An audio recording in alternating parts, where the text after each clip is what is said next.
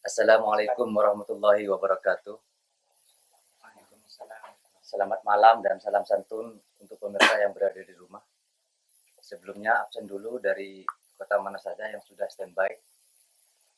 Ini ada masuk dari kota Moskow, Rusia.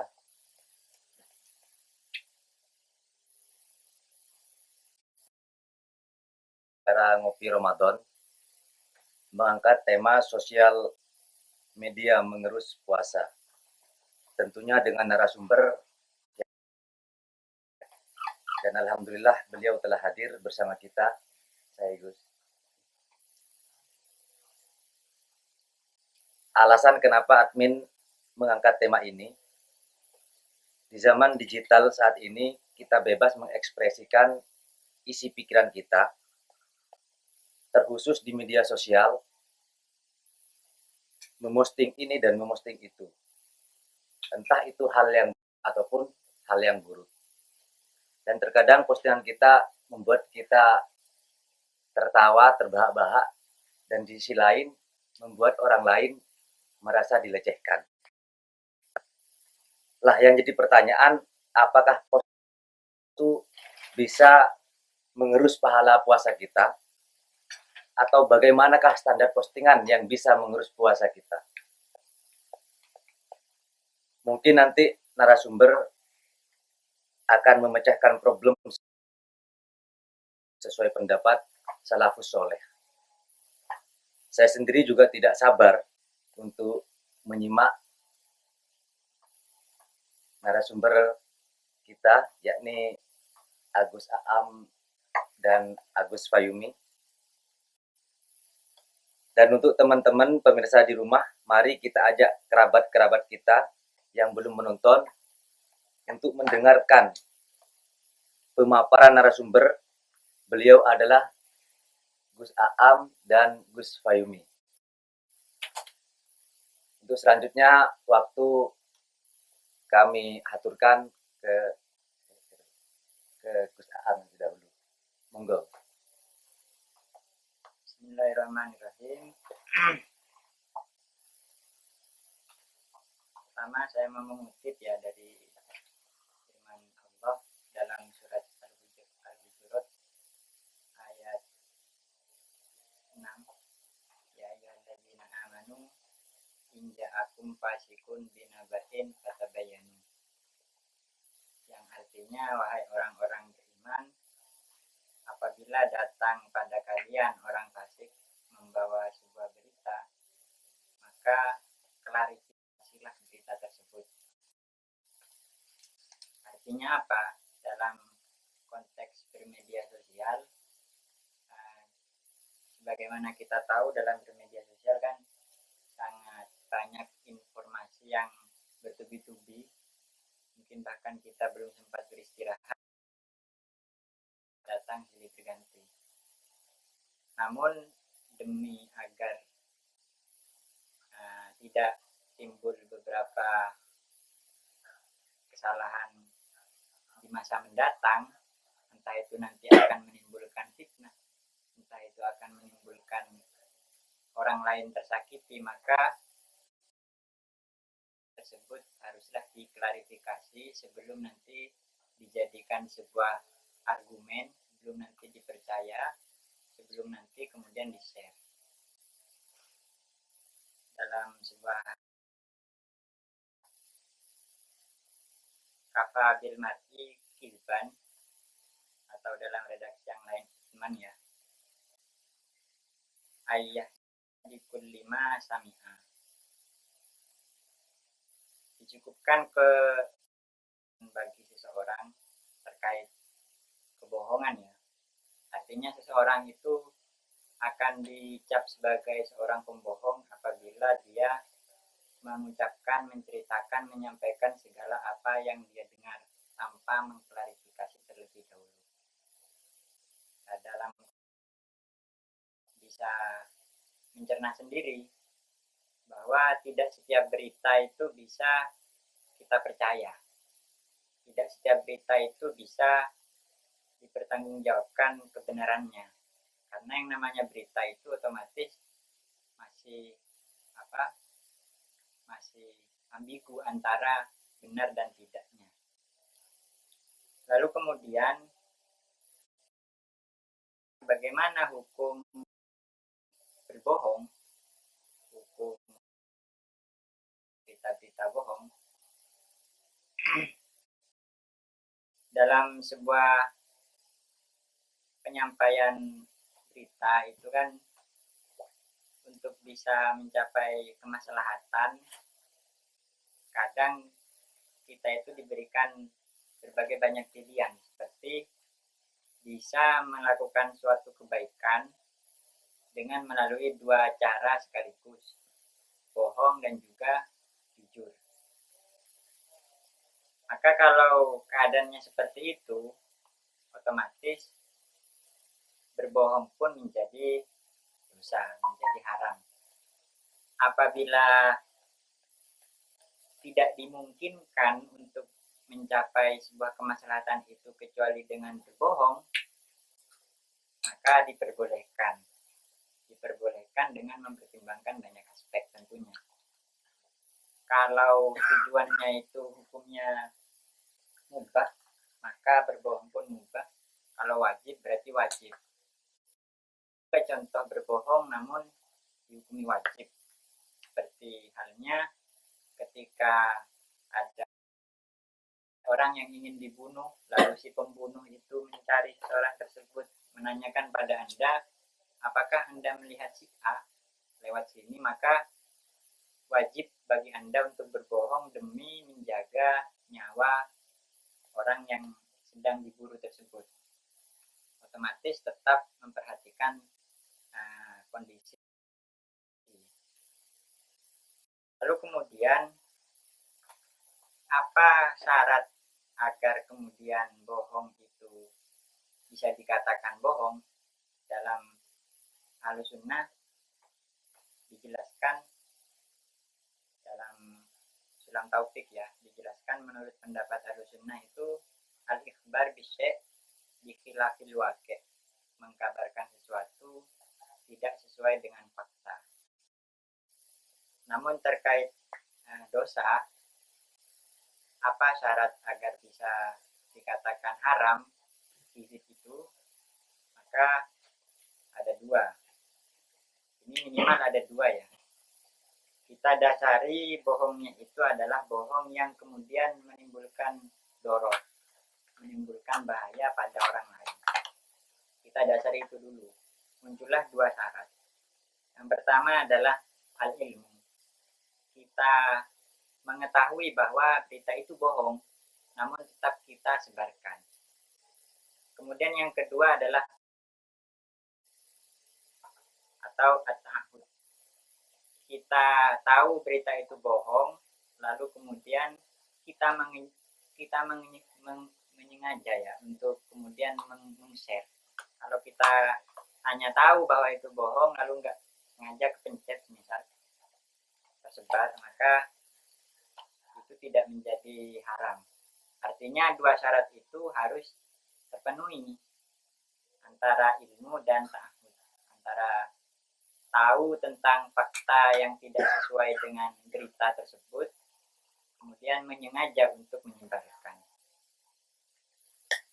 Lalu dalam sebuah hadis, ini kelanjutan sebarkan, maka dampaknya bagaimana?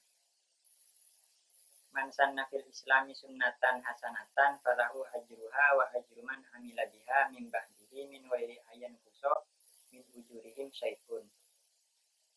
Dijelaskan bahwa barang siapa yang melakukan sebuah hal yang baru tapi konotasinya baik, maka dia akan mendapatkan pahala tersebut dan pahala dari orang yang terinspirasi dari pekerjaannya itu, orang lain yang terinspirasi pada pekerjaan baiknya itu lalu kemudian diamalkan oleh orang tersebut, seterusnya, tanpa mengurangi dari pahala orang lain yang melakukan kebaikan itu.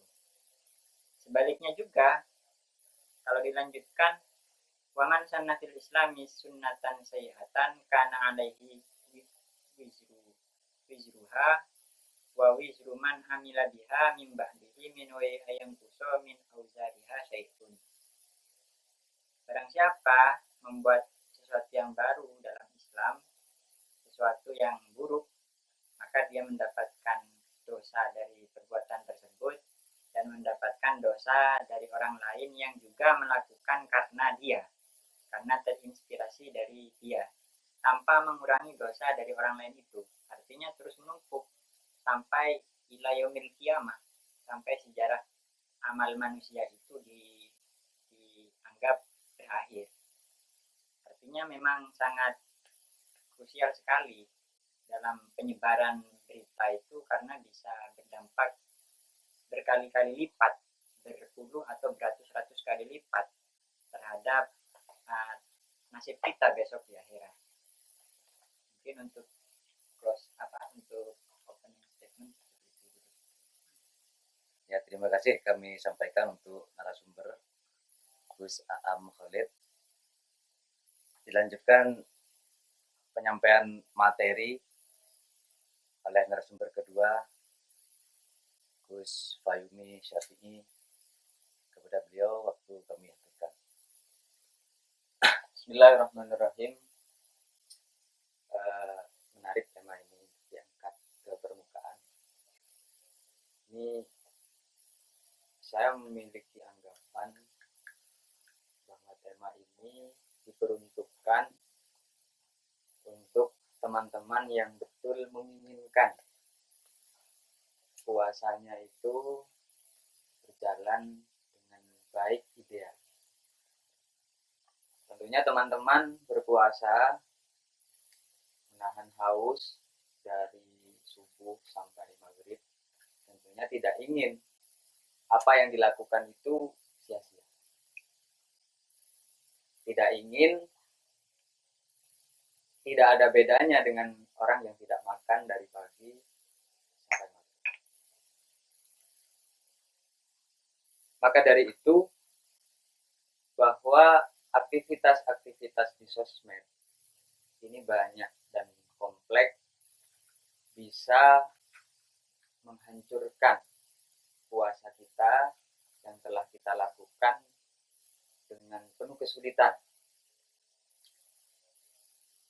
Kaidah pertama yang harus kita pahami dalam memahami aktivitas sosmed itu, ulama mengatakan al-qalam ahadul lisanain.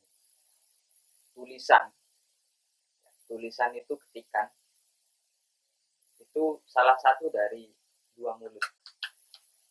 Manusia itu punya dua mulut. Pertama adalah lisannya, yang kedua adalah tulisan. Maka setiap hal yang haram kita ucapkan, maka tidak ada bedanya saat kita tulis. Saat kita tulis tidak ada bedanya. Kemudian seperti ini, yang patut kita berhati-hati, bahwasanya tulisan itu ternyata lebih fatal daripada ucapan. Kenapa kok saya mengatakan seperti itu? Semisal Anda tulis di story, ya, di story IG atau Facebook, itu akan tetap sampai 24 jam. Semisal yang Anda tulis di sana adalah gunjingan, maka Anda sudah terhitung menggunjing selama 24 jam. Ini bahayanya. Misal kita mengucapkan si A seperti ini. Kalau hanya mengucapkan, mungkin hanya selesai 1 menit.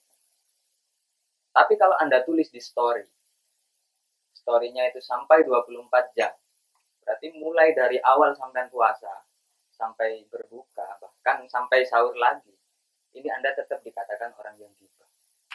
Dan ini sangat berbahaya tentunya kalau kita memahami.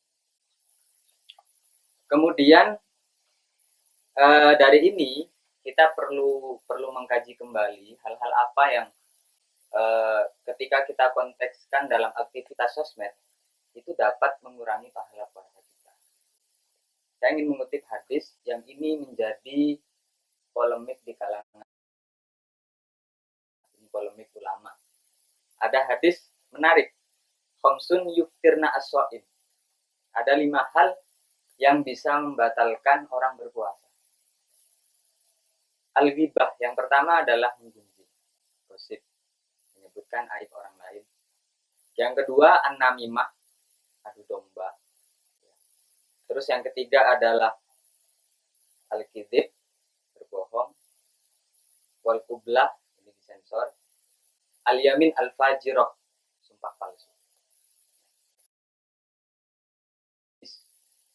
Cuman terjadi polemik di kalangan ulama. Polemiknya bagaimana?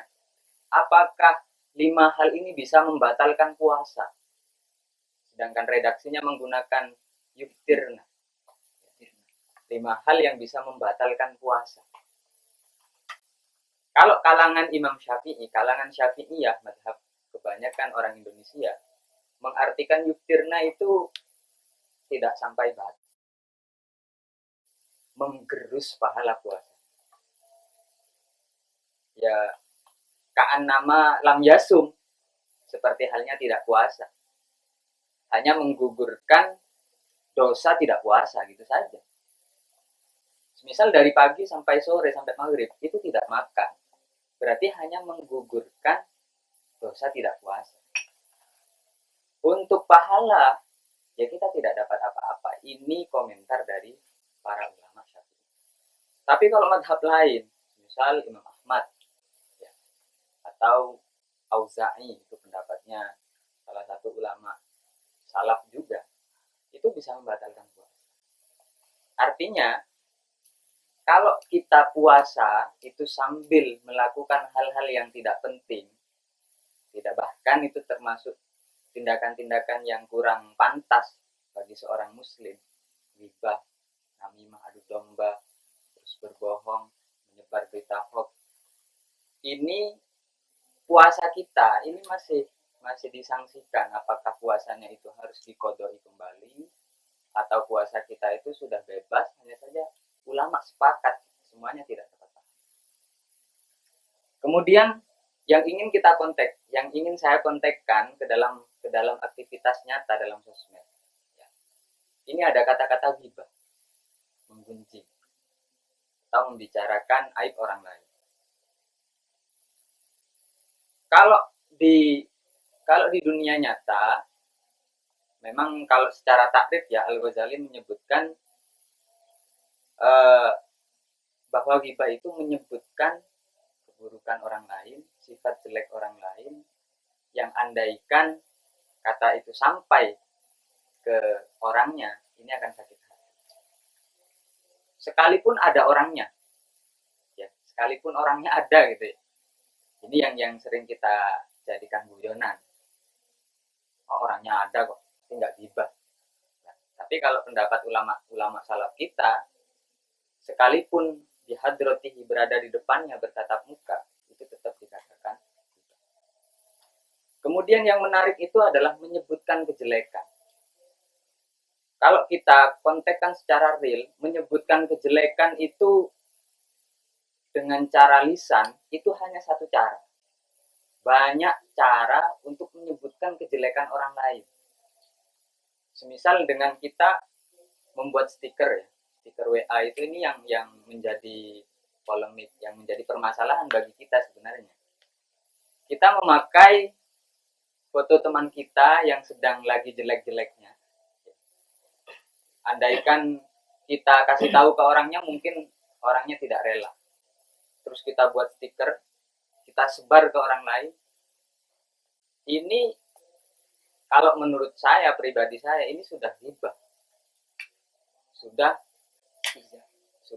ya, menghina lah. Maksudnya menyampaikan keburukan orang lain dengan cara mengirim stiker. Ini kan simpel. Tapi karena sosmed itu tidak nyata, kita tidak merasakan hal seperti itu adalah hal yang bisa menggerus puasa. Itu banyak hal yang bisa, semisal contoh lagi, bahwa menyebutkan kejelekan orang lain itu tidak hanya dengan ucapan, tulisan, bisa juga lewat gerakan. Ya, misal ada orang yang kerjaannya itu, yang kalau jalan itu nggak bisa lurus. terus kita mempraktekkan gerakan yang seperti itu untuk menggambarkan teman kita. Ini sudah ghibah. Jadi ghibah itu artikan luas, jangan hanya kita artikan ucapan, jangan hanya hanya diartikan tulisan dan lain sebagainya. Lah, ini kalau kita lakukan tentu akan menguras pahala puasa kita yang ini menjadi harapan bagi kita. Makanya saya katakan dari awal, kalau Anda ingin memperbaiki puasa kita, maka haruslah berhati-hati dalam bersosial media. Karena ghibah itu tidak hanya kita yang menjadi pemain ya. Kita juga kadang menjadi lawan bicara yang kita tidak menyadari. Misal kita dapat stiker dari teman. Terus kita lihat dan kita senang. Ini sama halnya kita mendengarkan orang ghibah. Setuju. Mendengarkan orang ghibah. Ya kan? Ada Seperti itu. ghibahnya. Iya, setuju dengan ghibahnya. Jadi orang yang mendengarkan ghibah itu sama dengan orang yang ghibah. Lah berarti kalau kita ini untuk kita kita mengantisipasi itu ketika dapat WA ada stiker ya. Kalau ini menggambarkan sebuah hal yang tidak pantas, ini menyakiti orang lain, hendaknya kita tidak terima. Jangan sampai kita ikut bahagia gitu saja untuk cara atau segera tutup WhatsApp-nya itu segera ditutup. Kemudian mengenai masalah tadi adu domba itu. Adu domba itu kan kita sering semisal kita menjadi perantara. Anda mengatakan ke si A seperti ini ngechat terus di screenshot obrolan Anda yang pertama ini di screenshot terus dikirimkan ke orang lain yang dibicarakan tadi. Ini kan kalau namimah itu kan naklul kalam, memindah ucapan orang lain ke orang lain agar keduanya itu terjadi crash, terjadi sifat pertemanannya itu bisa rusak. Ini kan namimah, namanya adu domba. Jika kita melakukan hal seperti ini sekalipun dalam dunia yang tidak nyata, dalam dunia sosmed, ini pun juga bisa berdampak kepada pahala kita. Sebenarnya kalau kita ingin pahala puasa kita itu utuh, ini adalah sebuah kesulitan, ya, sebuah kesulitan penuh perjuangan. Kalau kita ingin memang benar-benar bebas dari itu, maka gunakanlah sosial media ini untuk hal-hal yang positif. Misal pagi kita buka ngaji online, ngaji live streaming kiai siapa kita dengarkan, terus sore kita setelah ngaji online kita tidurlah, gak usah ya, kalau memang ingin aman. Atau berita-berita penting yang harus dibaca dan tidak mengandung hal-hal itu silahkan dibaca, nggak masalah. Hanya saja kita patut berhati-hati dan harus menyadari, menyaring kalau berita ini layak untuk dibaca, layak untuk diterima, layak untuk disukai, sehingga kita bisa mengantisipasi ada berita yang sebenarnya itu tidak baik, kita membacanya dengan penuh rela. Mungkin sekedar itu saja terlebih dahulu, akan kembalikan ke moderator. Ya, terima kasih kami sampaikan untuk narasumber kita, Gus Aam dan juga Gus Fayumi. Tadi ada bahasa menarik yang patut untuk kita bahas. Di antaranya ada 5 perkara yang bisa membatalkan puasa. Ada tafsiran bahasa membatalkan. Terus di antaranya ribah dan juga namimah. Nah, sekarang coba dari narasumber ini mengkerucutkan kembali, maksudnya semisal real yang terjadi di medsos, di media sosial, itu kadang mengetik suatu kalimat yang kalimat tersebut menyinggung golongan yang lain. Nah, akhirnya netizen mengomentari. Nah, apakah netizen ini memperoleh dosanya juga, atau saat netizen memperoleh dosanya juga, semisal netizennya yang mengomentari 100, apakah dosanya dikalkulasikan terhadap orang yang membuat status atau bagaimana? Semakin banyak netizen,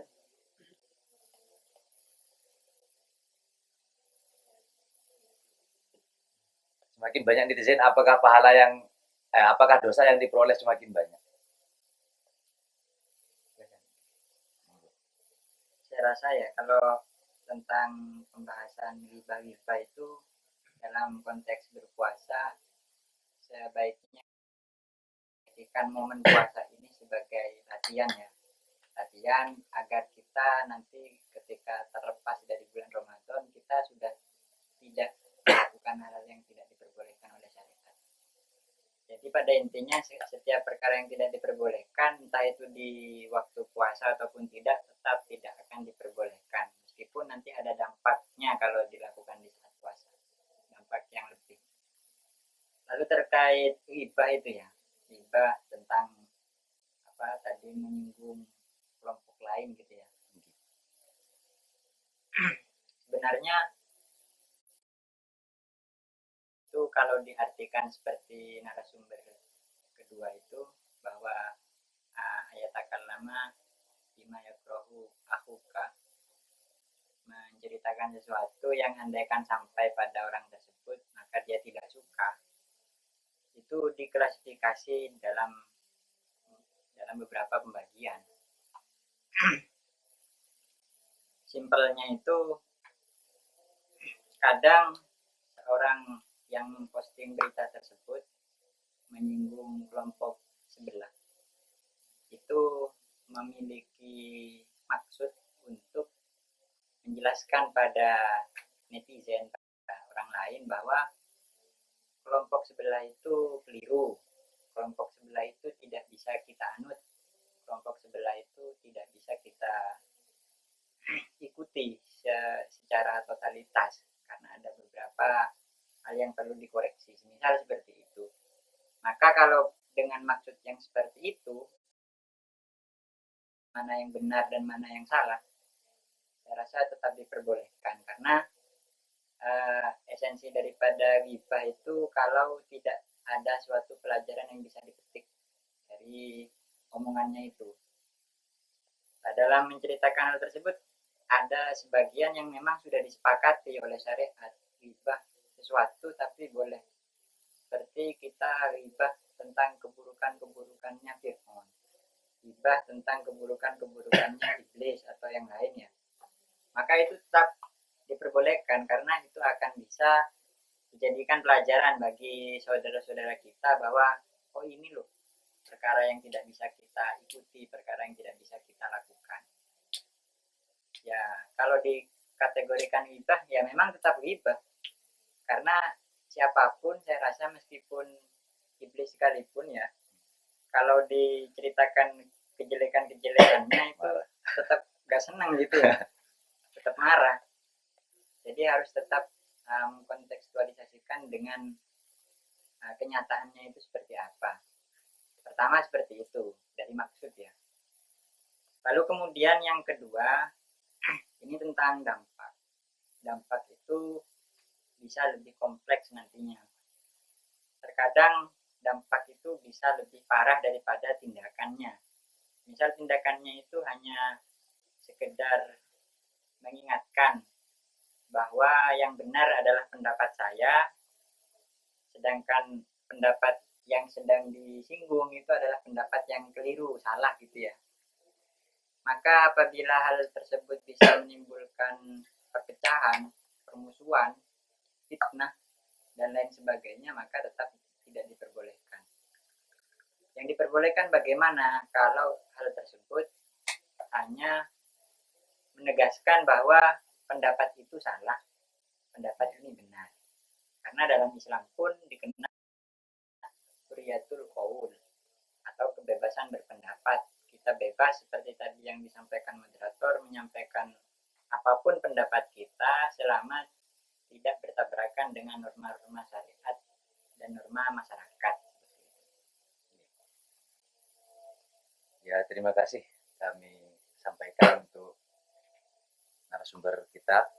Sekarang kita mulai membacakan pertanyaan-pertanyaan dari netizen.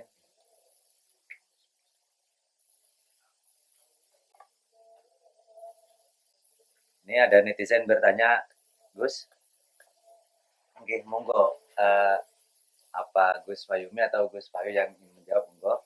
Ini ada pertanyaan, menurut saya agak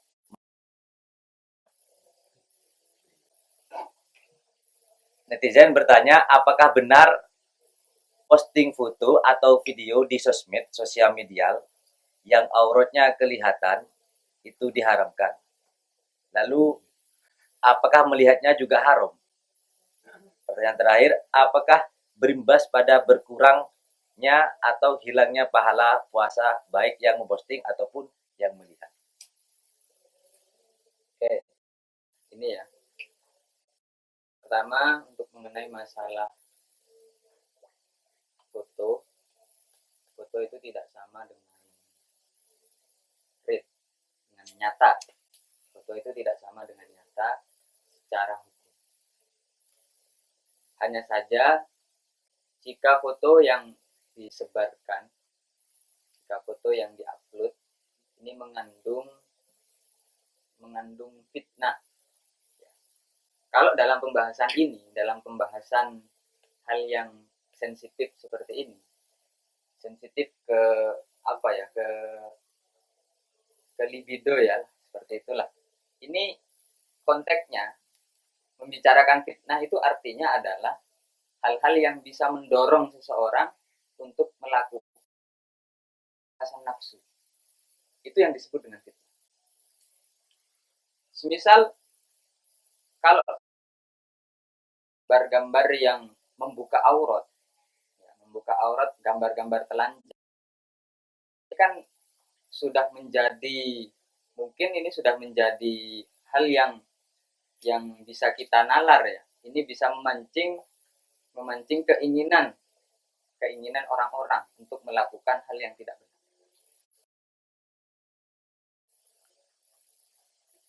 Misal gini, kalau kita gambarkan secara kasar ya, bahasa kasarnya, dengan melihat gambar seperti itu, Anda ingin bisa mendorong Anda untuk kejeding, ya, entah melakukan apa.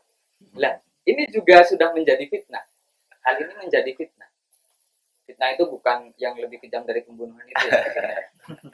Fitnah itu kalau dalam konteks bicara masalah ini antara laki-laki dan perempuan, maka hal-hal yang mendorong keinginan untuk berbuat hal yang sifatnya seksual ini bisa menjadikan hal itu dihukumi haram.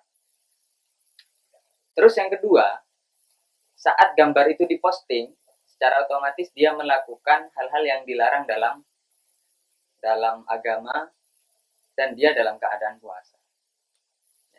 Tentunya ini bisa mengurangi pahala puasa. Karena puasa itu, menurut para ulama, kalau dalam hadisnya itu puasa itu tidak hanya meninggalkan makan dan minum. Tapi puasa itu semua ada puasanya.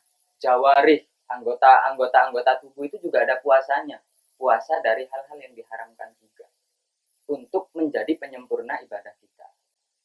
Memang betul, untuk dikatakan puasa kita harus menghindari makan, minum, dan hal-hal yang membatalkan lainnya.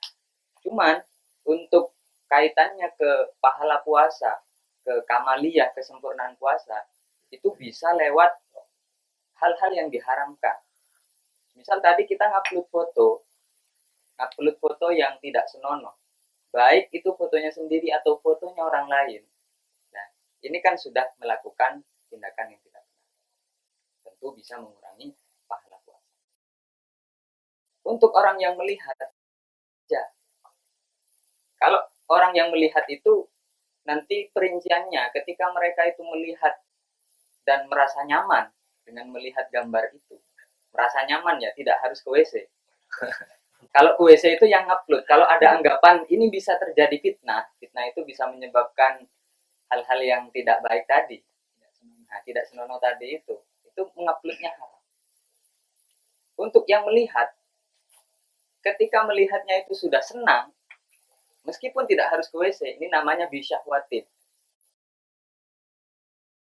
Fitnah istilahnya ya. Ketika nguploadnya itu aman dari fitnah, maka nggak masalah. Tapi kalau nonton melihatnya apalagi sampai ada dorongan fitnah, ada dorongan ke WC, itu sudah sangat parah. Minimal ada rasa senang ketika melihat foto itu sudah tidak dibenarkan. Jadi secara kesimpulan, mengupload foto yang kurang senonoh itu tidak dibenarkan, dikarenakan ini bisa memancing sesuatu yang berbahaya, bisa memancing sesuatu yang tidur. Terus yang kedua, bagi orang yang menonton melihat itu tidak harus seperti tadi.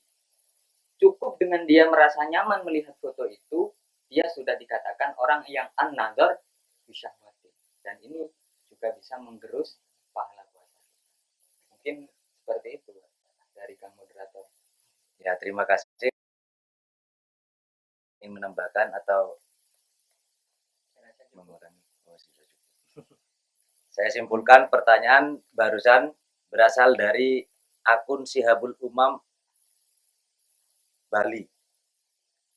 Ini jawaban dari narasumber kita mengatakan bahwasanya mengupload foto yang membuka aurat ini hukumnya haram. Dan apakah berimbas terhadap pahala puasa kita? Sudah jelas. Karena sudah banyak tadi alasan yang dikeluarkan, yang disampaikan oleh narasumber, termasuk mengupload foto yang membuka aurat, diantaranya Madinatul Syahwat, tepatnya Madinatul Syahwat dan juga Madinatul Fitnah. Ini nggak boleh merasa condong terhadap potensi keburukan. Dan juga bagi yang memosting ataupun yang melihat juga mempunyai imbas terhadap pahala puasanya. Ya, agar sempurna puasa kita, ya tahanlah. Jangan sampai posting yang aneh-aneh, apalagi yang sampai membuka aurat. Terus selanjutnya ada pertanyaan masuk dari akun Iza 1323. 1323. Seharusnya ini kok 1323 ini.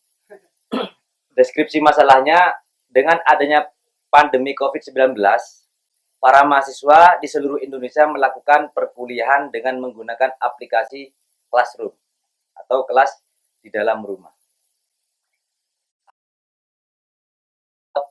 Meet dan lain sebagainya. Langsung pertanyaan. Apakah hukum membuat story dengan caption keluh kesah atau perkataan kasar di sosial media? Apakah hukumnya? Karena terlalu banyak tugas atau karena sumpah tidak keluar, akhirnya misah-misuh di story WA. Bagaimana keluh kesah di story WA dengan perkataan-perkataan yang kasar? Dan apakah pahala puasa kita berkurang? Monggo. Untuk misah-misuh itu saya rasa sudah terjawab dari awal ya. Karena setiap perkataan itu, tulisan itu juga dianggap sebagai tindakan kita. Bahkan tadi dijelaskan bahwa tulisan itu lebih parah daripada ucapan. Karena dengan ucapan, misuhnya itu selesai dengan berakhirnya ucapan. Tapi kalau tulisan, mungkin sampai seterusnya kalau tetap terus bertahan tulisan tersebut. Namun untuk berkeluh kesah itu, saya rasa tidak ada salahnya untuk mengeluh. Ya. Hanya sekedar untuk mengeluh, namun yang menjadi pertanyaan, kepada siapa kita mengeluh? Jadi kalau hal-hal yang dianggap oleh masyarakat itu seperti mengeluh di sosmed, kalau dipikir-pikir sebenarnya dampaknya apa bagi kita? Dengan kita mengeluh, memang manfaatnya apa? Agar dikasihani orang lain atau seperti apa? Artinya tinggal kita melihat dampaknya dari objek kita mengeluhnya itu. Namun yang lebih baik, kita tahu ketika setiap ada problem, masalah,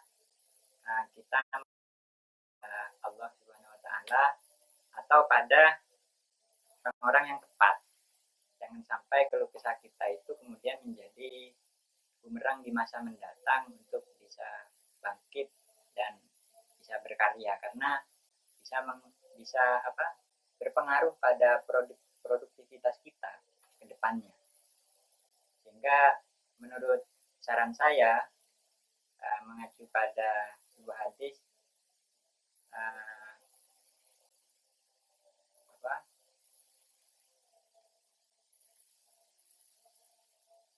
tinggalkanlah sesuatu yang tidak bermanfaat bagi kalian menuju pada sesuatu yang bermanfaat pada kalian. Tarkumala yaknihi. Ilama yaknihi, gitu ya. Artinya Anda sudah bisa mengukur sendiri apa yang bisa berguna bagi Anda dan apa yang tidak berguna. Lebih baik kita berhentilah dari hal-hal yang tidak memiliki manfaat, kalau itu tidak memiliki manfaat. Tapi kalau keluh kesahnya semisal, wah di sini tidak mendapatkan bantuan semisal, padahal di daerah tersebut sudah mendapatkan bantuan, itu sangat baik karena bisa membuat oknum-oknum pemerintah, bisa membuat pemerintah setempat itu akhirnya bisa tahu, bisa perhatian, oh ternyata ada yang kelewat kemarin. Jadi secara global mengeluh itu tinggal menilai, dampaknya baik maka baik, kalau tidak maka tidak. Mungkin ingin menambahkan, Kalau hukum asalnya seperti ini, masalah keluh kesah itu secara hukum asal tidak baik, makruh, kecuali apabila memang keluh kesahnya itu disampaikan pada orang yang tepat, seperti yang dijelaskan narasumber pertama, dan ada faedahnya. Saya contohkan seperti ini. Ada orang ngeluhnya itu sama temennya supaya didoakan. Oh, saya ini kerjaan gini, tolong didoain. Ini hal yang bukan makruh ya, bukan tidak baik.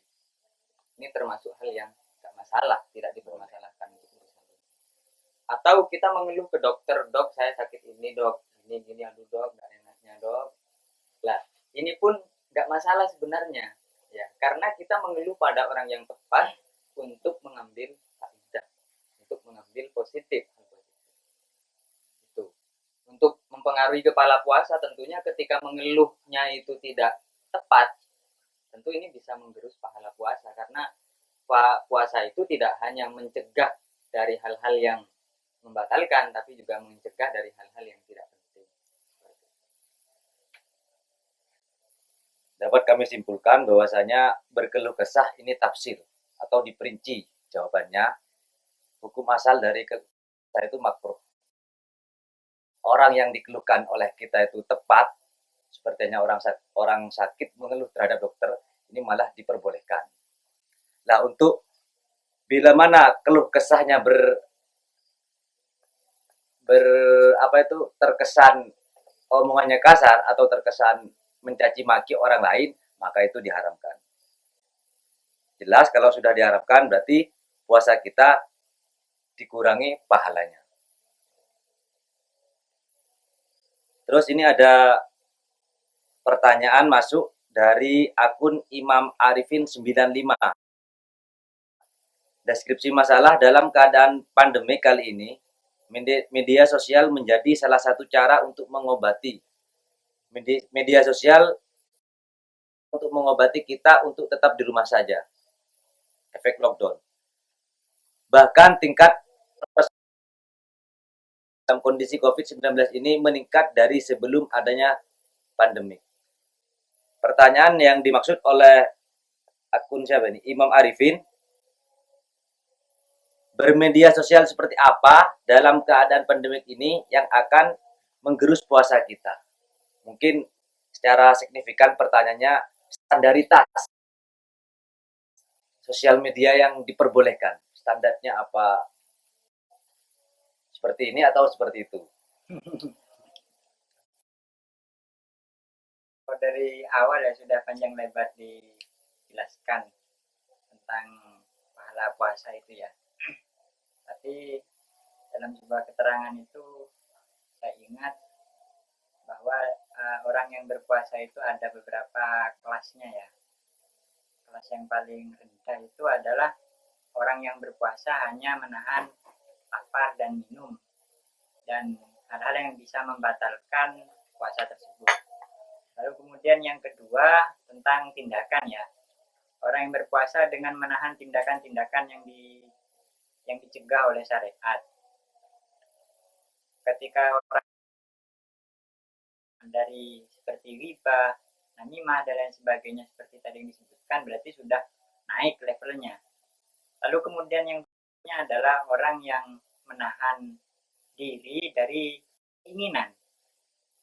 Jangankan sampai melakukan keinginan-keinginan buruknya pun dia latih agar bisa lenyap, hilang dengan dipadamkan oleh kegiatan-kegiatan positif yang lain.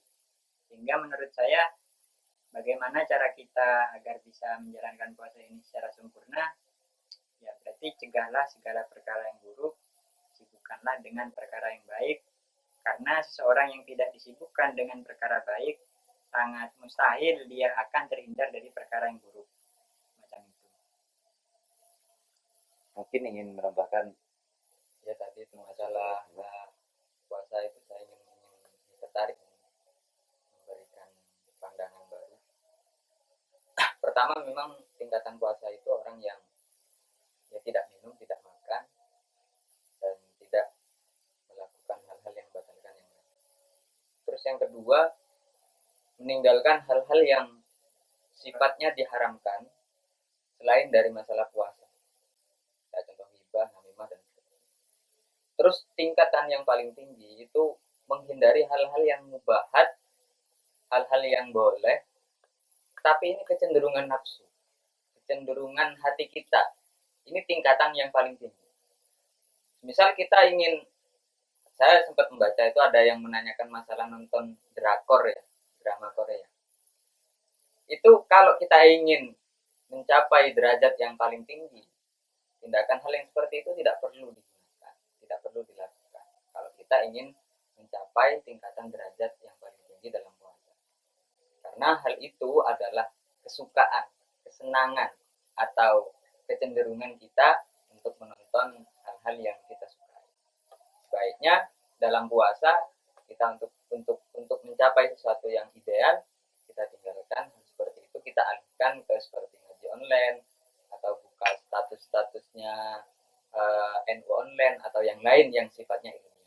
Mungkin seperti itu. Ya, terima kasih kami sampaikan atas jawaban yang sangat luar biasa oleh narasumber kita.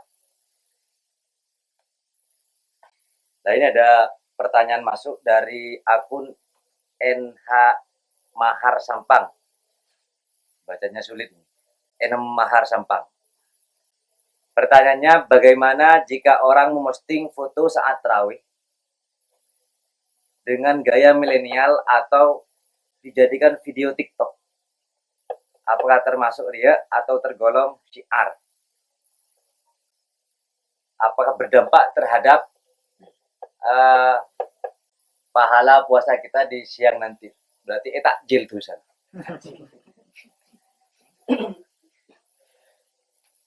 Ini mengupload video tarawih dengan gaya milenial. Apakah ini termasuk syiar? gaya milenial itu kayak apa contohnya? Gaya milenial mungkin OTW sujud atau rambutnya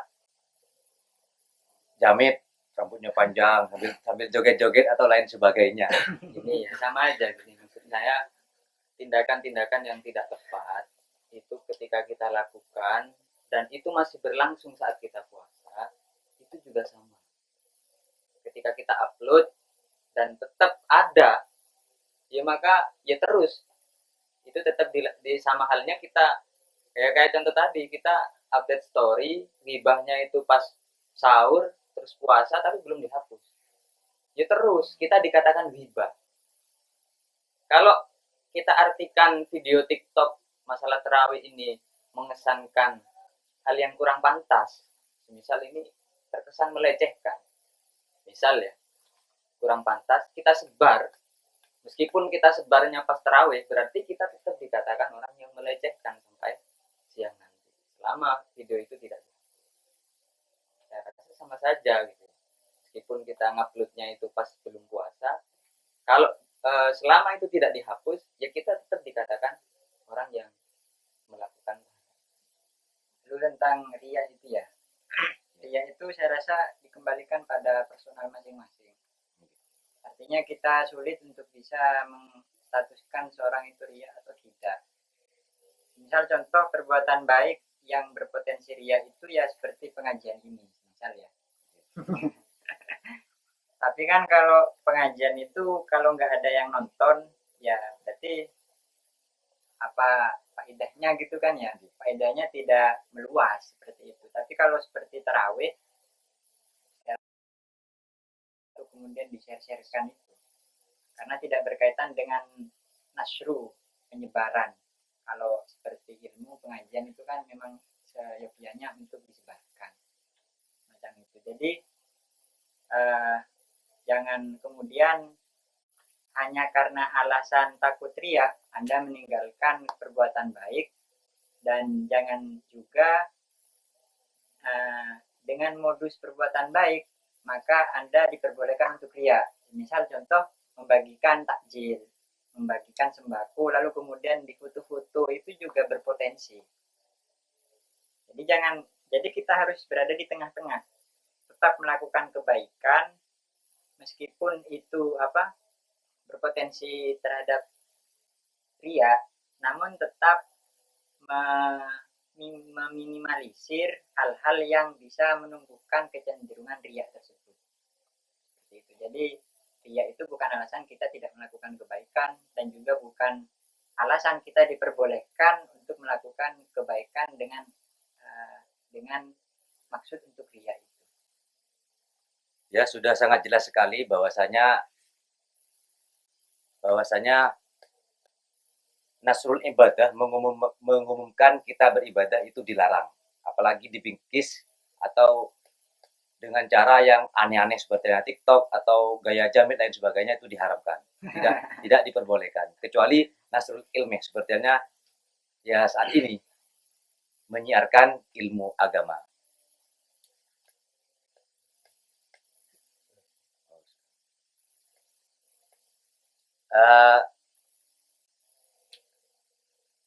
Sesi selanjutnya kami selaku moderator mengucapkan banyak-banyak terima kasih kepada narasumber yang berkenan hadir di tengah-tengah kita, dan juga kami ucapkan banyak-banyak terima kasih kepada tim kreatif yang susah payah menyiapkan sarana dan juga prasarananya. Dan tidak ketinggalan pula kami ucapkan banyak-banyak terima kasih kepada pemirsa yang berada di rumah yang senantiasa menonton Ngopi Ramadan dengan Gus-Gus kita, dengan guru-guru kita, dengan Gus milenial kita, yakni Gus Aam dan Gus Fayumi. Menukil sedikit dari pernyataan salah satu narasumber kita, sibukkanlah diri kita dengan berbuat baik dan tinggalkanlah hal-hal yang jelek. Karena bulan puasa ini jadikanlah sebagai riyadhah, sebagai latihan, agar nanti setelah puasa kita terbiasa melakukan hal-hal yang baik. Jangan sampai berkata yang jelek. Sebab kenapa? Iblis pun akan marah kalau dikatakan dia itu jelek. Saya Syukur Nadim. Kurang lebihnya mohon maaf. Wassalamualaikum warahmatullahi wabarakatuh. Waalaikumsalam warahmatullahi wabarakatuh.